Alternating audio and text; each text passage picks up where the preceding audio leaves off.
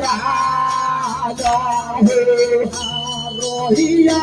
में जामी दुलाहिया में पौनरवा भी घासावा हो पौनरवा भी घासावा हो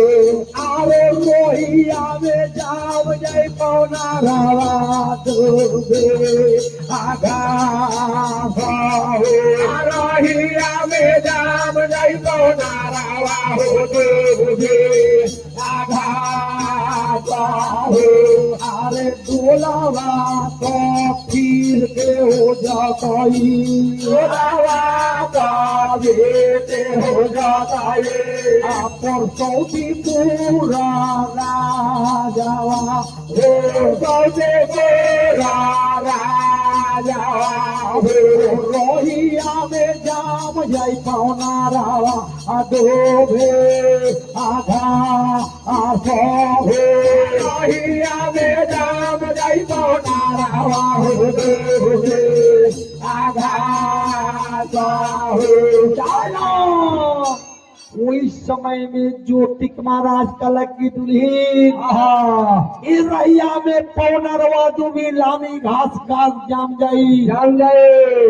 के आज तोरा डोला के भरल नदी गंगा में बिग दे तारी हम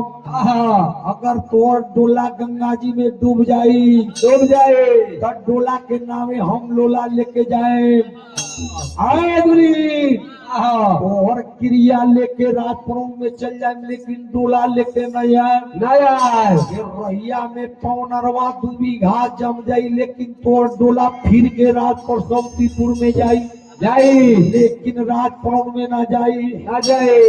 इतने कह के राजा ज्योतिक महाराज डोलावा के बिगदल राजा ज्योति डोलावा के बिगदल राजा ज्योति गंगा के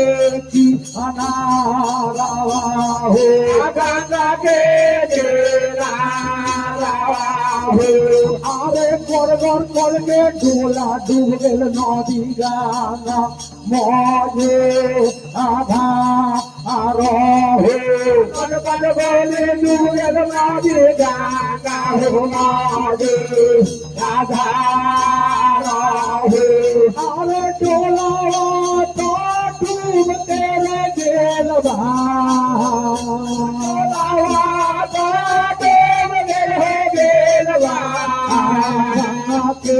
की अनारावा हो गंगा के नारावा हो अरे सोनावा